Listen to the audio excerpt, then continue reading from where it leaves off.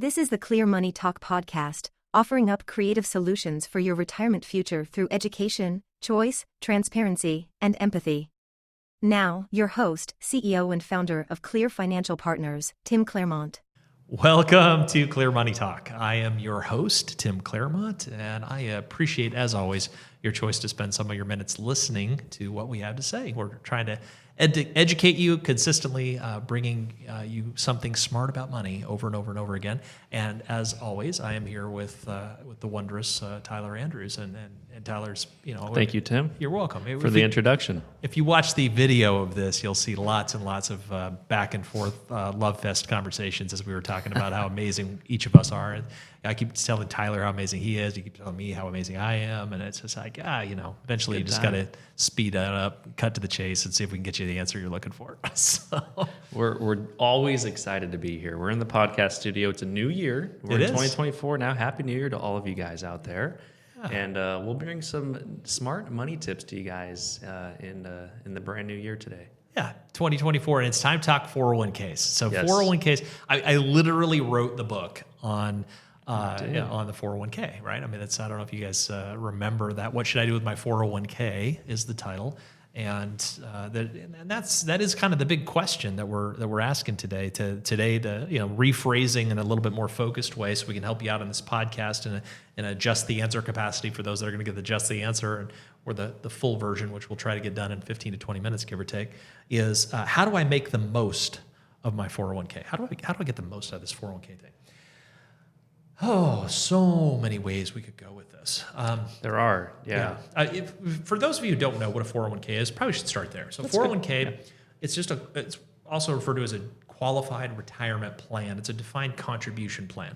So it's a plan that your employer can set up, or if you're self-employed, you can set it up.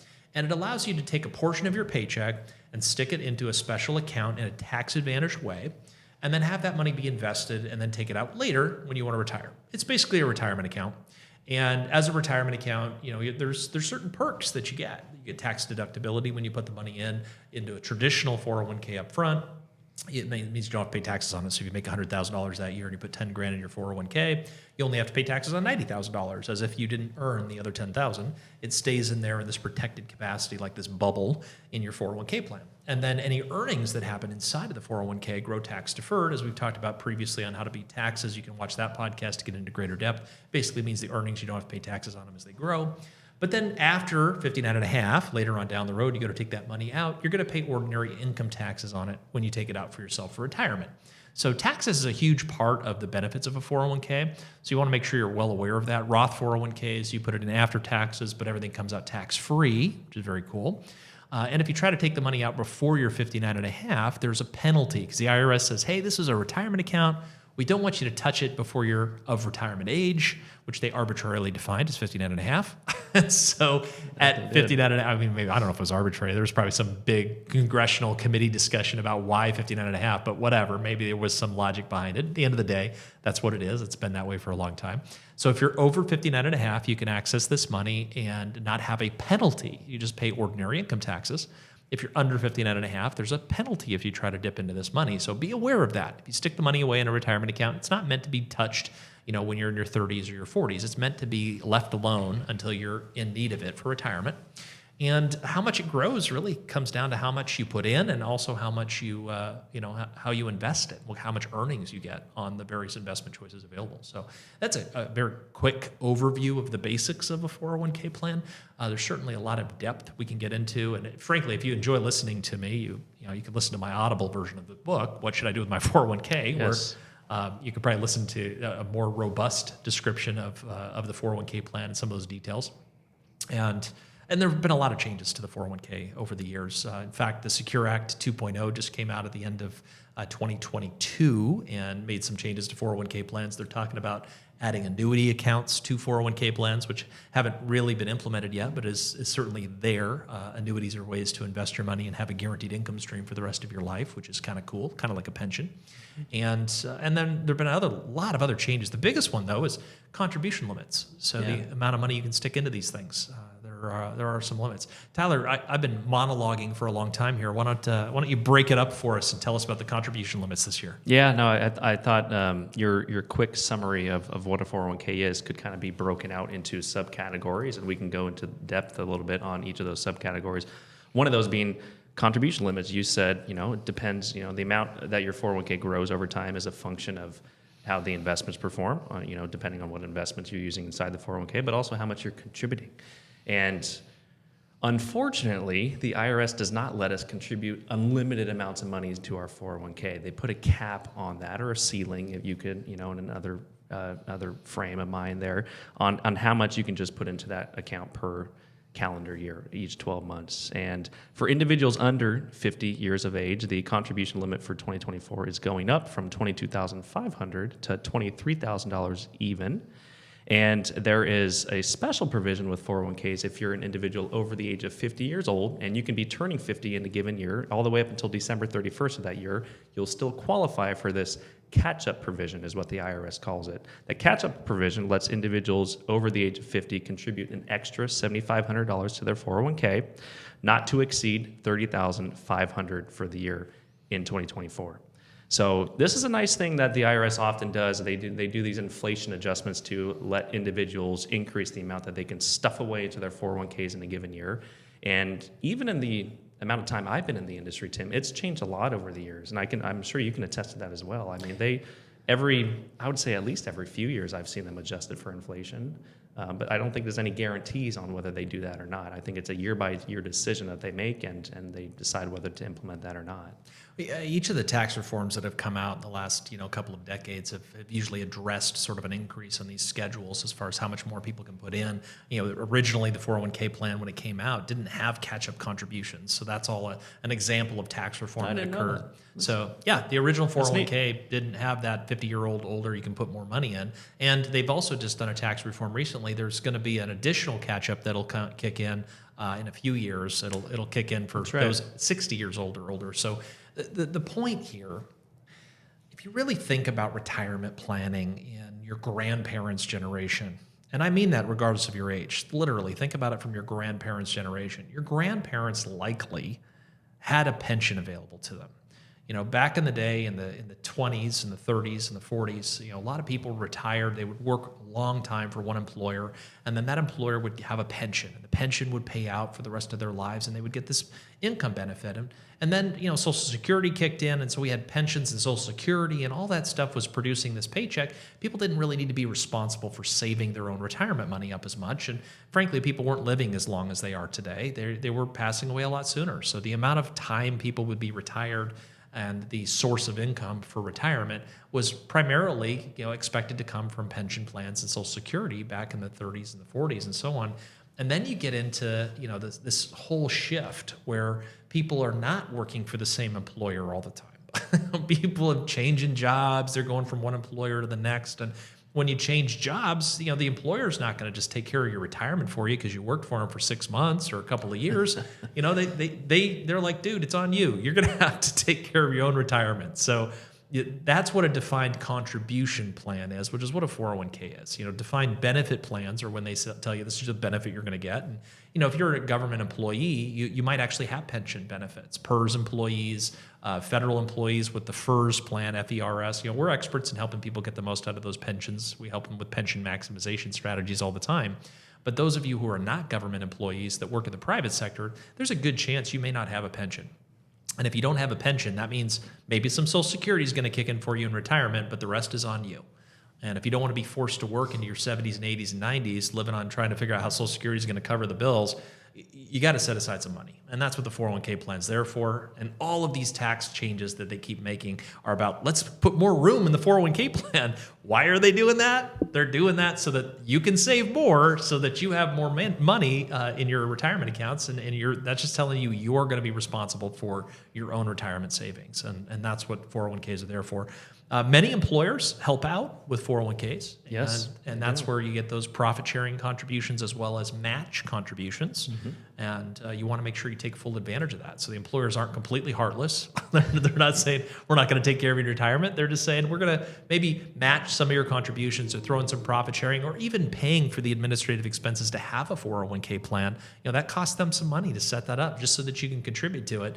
Yes. That's your employer saying, we care about you. We want you to be able to do this. But it's still on you to choose to participate and make those contributions and make sure you're saving enough. And how much is enough? That's something where, frankly, having a good financial advisor can help you get to the bottom of that. Absolutely, yeah. And a function of how much to save in the 401k plan also goes hand in hand with, well, how do I invest that money once it's in the 401k? And that's actually a misconception I've seen more times than I would like, Tim, in real world scenarios where someone said, yeah, I'm stuffing all this money into my 401k, it's really cool. And then we ask, well, let's look at the investments and what you're actually investing inside the 401k. And they go, huh? What do you mean? I haven't been choosing those things. And then you get granular, you look at the 401k and it's all been going into a money market position and earning very little rate of return for them. Oh my goodness. And that's a huge opportunity cost. Yeah, I'm sure you've seen that too, Tim. I have. I've seen it. I've seen it many times. It's really sad, actually. A lot of time when I very first started in this business at 21 years old in 1997, I remember I was right out of college, went to Whitman College, Walla Walla, Washington, got recruited by this financial planning company, and they used to try to use analogies. I love analogies. I use analogies all the time. They would use analogies to describe the difference between a 401k tax shelter and the investments inside of it. And the analogy that I heard back then, I still use to this day, and it's like the shell of a car. If you imagine the outside shell of the car, that's pretty cool. It can look cool. It can be whatever it is. But the engine of the car determines how fast the car goes. So the engine is really the investments, and the shell of the car is the tax treatment associated with that investment. So we're talking about a 401k tax shell of a car, but you can put any kind of engine in it you want. And sometimes those engines are stocks or bonds, mutual funds, and now you have the ability to add that other engine, which is the annuity, which is going to be coming out sometime in the next couple of years, to the 401k shell of the car. That's what the tax reform did. So it said, okay, there's a whole new engine we can actually put inside of the shell of the 401k car. Now, previously, you'd have to get an IRA shell of a car in order to use things like annuities. And because of that, frankly, because you can put pretty much any engine you want in that IRA shell of a car, a lot of times financial advisors will encourage you to roll your money from a 401k to the IRA, change the shell of the car, so that you have exposure to an even wider variety of engines. And those come with some pros and cons. You have different investment choices available, but you have to still pay attention to it. And there's that element of personal responsibility. This is a defined contribution plan, meaning they're only going to tell you how much you're contributing, which is you saying, here's how much I'm contributing. It's not a defined benefit plan like a pension plan. So you don't know what you're going to get out of it. You don't know what the end game is as far as the benefit. It's a function of what you put in and how you invest it along the way. So stocks, bonds, mutual funds, all those kinds of investment choices, those are various engines that are available in the 401k car. And that 401k car is something that your employer is creating for you. They're also typically lining up your engine choices. So you have to decide, of the choices available to you, what engine do you want to use? And don't neglect that. Don't just automatically assume that it's going to be taken care of. You need to do a little bit of work to make sure you're in the right engine. Don't be disappointed later on when you realize you stuck a little tiny scooter engine in your really, really cool Lamborghini of a car shell. It's just not going that fast. Yeah. It's like, on a moped. It's a really slow car. Absolutely. Yeah, no, it's a really good point, Tim. And we're recording this at the start of the new year, as we mentioned earlier. That is always something I do personally. I look at my 401k allocation and see if it needs any tweaks for the next 12 months. And then I kind of set it and forget it for the rest of the year. So a little bit of time goes a very long way with this stuff. So take a little bit of time, take a look at your 401k if you're already doing it. If you're not doing a 401k, consider doing it. Maybe talk to a good financial advisor, see if it's right for you. And that little bit of time expenditure will probably reap bounds for you over a long period of time. It's so funny. We have to be so careful of the things that we say. We can't say it will make you more money. We can't say any of that stuff because there are no guarantees, right? With this kinds of investments, if you're investing in something, it can go up or down in value. When you go into stocks or bonds or mutual funds, they go up and down. We don't know if they're going to make you money. We don't know what's going to happen in the stock market or going forward, or the bond market, or interest rates, or all this stuff we've seen. 2022, the market went down a lot. 2023 came up a lot. We don't know where it's going to go in 2024 or in the future. We just have to believe that what we're doing makes sense, and that we're in the right investments, the right mix, the right safe portfolio that ultimately matches your risk tolerance and your goals and your objectives. And that's where some thought needs to get put into which engine you choose when it comes to your 401k. And when the time comes to switch shells of your car, if you switch out of the 401k shell to an IRA shell, understand what the pros and cons of that are. That's definitely another nuance. It's definitely another nuance that's worth giving some consideration to. Yeah, I think that can get overlooked sometimes too, where people, they might move jobs a handful of times. They might have a bunch of small 401ks left behind, and they don't know what to do with them. They think maybe the money has to stay in those old 401ks, or maybe they don't realize that a lot of the times they can consolidate those 401ks into the shell of an IRA car, like you were talking about, Tim, and invest it prudently however they desire after that. Or potentially, if they just want to keep it as simplistic as possible, move it to their new employer's retirement plan at 401k, if that's available to them, and keep things clean by not having all these old 401ks lingering that oftentimes get forgotten over time. Yeah. We've seen that happen too. People are like, I didn't even realize I had that old money left behind. I was saving 10 years ago in that former employer's plan. It's like, we don't like to see that. You don't want to forget about what money you have. So try to clean it up often, if you're moving jobs. Yeah, picking up all those little retirement accounts and make sure you keep rolling them over into a place where you can pay attention to it is really helpful. Whether that place is an IRA or your new company's 401k plan probably has more to do with the engines available in the choice in your new 401k plan versus the engines you might choose in your IRA account. And just being smart with those choices, it really matters. And there are some rules in place too on the 401k you got to be aware of. If you retire at 55 years old or later, the 401k the 401k shell could be more advantageous than an IRA shell. So you got to pay attention to that. Be very aware of it. If you retire under 59 and a half, there are still some ways to access the money without the 10% penalty tax. So you have to be aware of what those ways are and dot the I's and cross the T's and walk that line very carefully. If you're more of a FIRE kind of person, that financial independence, retire early movement. If you want to still have your 401k and build your wealth like a traditional retiree, but maybe retire in your 40s, you could still do that with the 401k plan. It doesn't mean don't save in the 401k plan. Sometimes we'll take a bucket approach and say, well, let's just cover the income you're going to need before 59 and a half, and then we can use the 401k for the income you need after 59 and a half.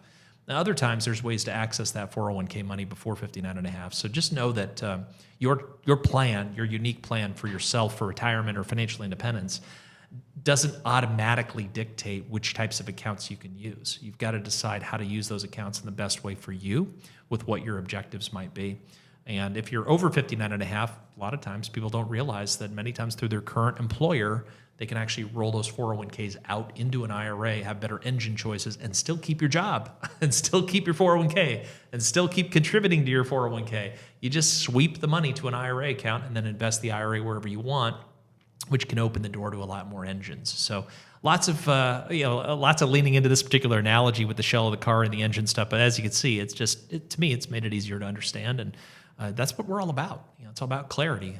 Clear Financial Partners. We're trying to make it clear so that you understand what your choices are, and then respect your decision, because it is your money. It's ultimately your responsibility to make that choice. So 401ks, the answer is, I think about how do we answer this question today, which very specifically is how do I make the most of my 401k? The quick answer to that, take the match dollars. That's the first place. If your employer's making matching contributions, make sure you contribute at least enough to get the maximum matching contributions that are available to you. That's number one. Number two, save early. The younger you are, the sooner you can. It's never too late. Start saving right away. I would just say save, and then save as much as you can up to the max that you can contribute. You can only put in that $30,500 limit this year if you're 50 years old or older, or if you're under 50. Again, by December 31st of 2024, if you're under 50, then you're only going to be able to put in the $23,500 level the $23,000 level. That's right. Yep. So flat $23,000.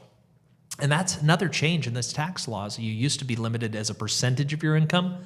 no longer limited as a percentage of your income. Now it's a fixed dollar amount. You could literally make 25 grand this year and stick 23 grand into the 401k. You can stick in almost your entire paycheck into the 401k account if you have income coming in from other sources. So that's pretty cool. All of those are options, and these rules keep changing as they keep changing the tax stuff on us.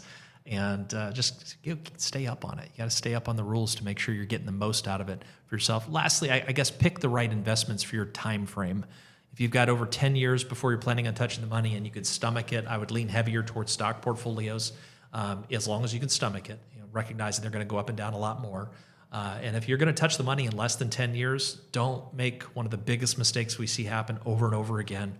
There are 3 phases of wealth accumulation. There's accumulation, there's preservation, and there's distribution. And one of the biggest mistakes we see people make is they go straight from accumulation into distribution without stopping to preserve what you've saved up and built. If you are less than 10 years away from retirement, it's time to take stock and say, should I be taking this much risk? Is there a portion of this money that I should take off the table and protect and make sure it's going to be okay? That's the kind of stuff we help clients with all the time as well. Absolutely. Yeah.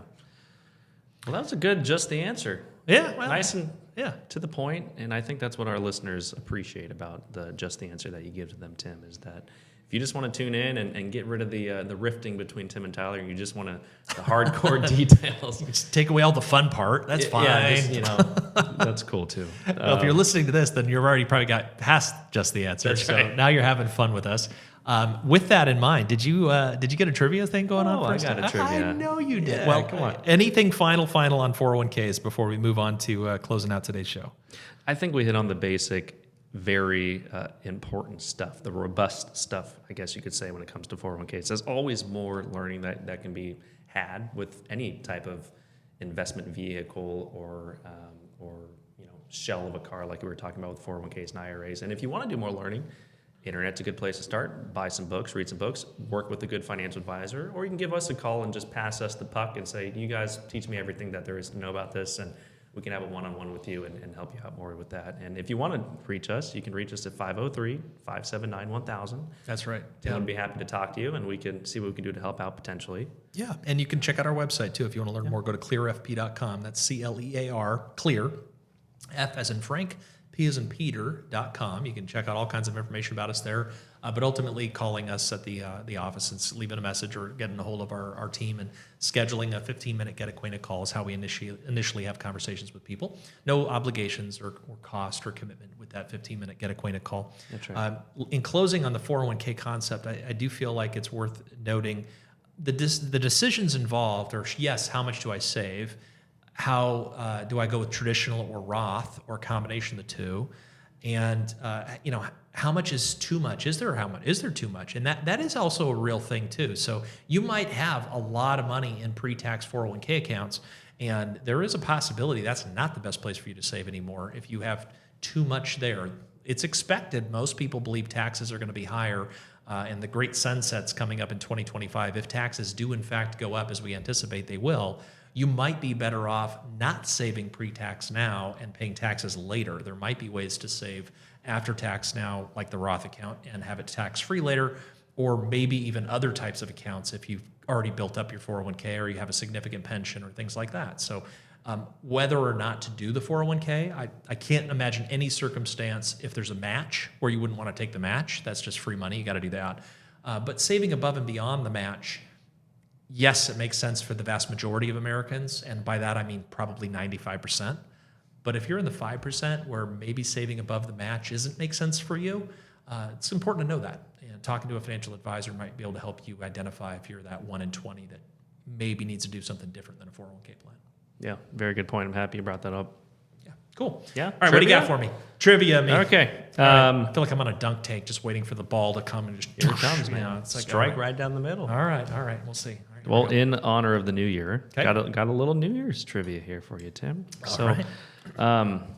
Here we go. The Dutch believe eating blank on New Year's Day will bring good luck for the new year. Ooh. And I got some choices for you, or you can just. I'm going to need those choices because I think otherwise I'm like, I don't know. Okay. The Dutch, like, you mean like in Amsterdam, I'm thinking that they're probably thinking of magic brownies is what's going to make them. What else is going to, what's going to give them Here luck the are rest of the year? the choices. We got grapes, like the fruit, number one. Okay, We got grapes. donuts. Donuts. We got ham. Ham. We got licorice. Ham, licorice, grapes, and donuts. Well, none of them are Swedish lingonberries, which is the thing I would have enjoyed. Oh, yeah. But the Dutch, the ham, grapes, donuts. What was the fourth one? Licorice. Licorice.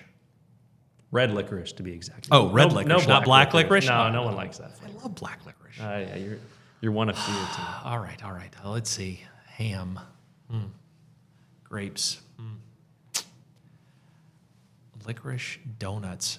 I mean, they all sound pretty good, honestly. I could go for, like a donut encrusted ham, grape, licorice sandwich right now. That just sounds really nasty, but that's the kind You of must eating be I did hungry. over the holidays. Yes, Yeah, that's right. that's It's, true. all of those. I feel like ham is so traditional. It just doesn't. It just feels too easy. I'm going to skip that, even though that might be it. Just using some of my process of elimination thought process here. This is a total guess. Grapes, I could see that, but it seems like a rationalization to just drink more wine, which we could all use some more rationalizations to drink more wine. I suppose that's what that's about. Licorice and donuts seem so out there with sugar and all of that, but licorice seems so weird. It just stands out to me. I think since it's red licorice particularly, let's just go with licorice, and I'm ready to lose. So, what do we got? You were really on the right track there. I thought you were going to say donuts, which donuts is the sounded answer. good. Here's the justification. Please. And I might be butchering this. Give me the but rationale. It's a circle food. And circle, the year has come full circle. So you're eating a circle food, and the year has come full circle, and you're entering the new year. And So a donut hole won't count then, or is that a sphere? So you're still okay? maybe. I don't know. Absolutely. Some right. places eat bagels, I hear, and things Okay. like that. So Oh, the Dutch eat donuts. It's gone full circle. So, well, there you go, Dutchy Donuts. Yeah. So, yeah, may you enjoy your donut this year. That's right. And as you go, one more spin around the sun here as we move on into this new year and enjoy 2024. Whenever you may hear this, by the time you hear this, like I said, it might be March. But That's right. It's never too late to start saving in the 401k, though. Absolutely. Never too late to give us a call either. Yeah, that's right. Too true. Always happy to talk to you guys. All right. Thank you for your time. Thank you for your minutes. We always respect them. Hopefully you feel like you've got ROI on your minutes today, as that return on investment of your minutes needs to teach you something smart about money. Until next time. Investment advisory services are offered through Clear FP Advisors, LLC, or Registered Investment Advisor. Securities are offered through Clear FP Securities, LLC, member of FINRA IPC. Exposure to ideas and financial vehicles discussed should not be considered investment advice or a recommendation to buy or sell any financial vehicle. Past performance is not a guarantee of future results. Investments may fluctuate and when redeemed may be worth more or less than when originally invested.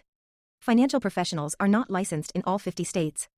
To find out if Timothy Claremont is licensed in your state, please contact his office. Clear FP Advisors, Clear FP Securities, and Clear FP Life LLC are not affiliated with nor endorsed by the Social Security Administration or any other government agency and does not provide tax and/or legal advice. Annuity guarantees rely solely on the financial strength and claims-paying ability of the issuing insurance company. By contacting us, you may be provided with information about insurance and annuity products offered through Clear FP, LLC NPN number 194283777 and/or Clear FP Securities NPN number 197499604. Any discussion of general investing strategies or specific securities are for conversational purposes only and should not be taken as a guaranteed endorsement or recommendation.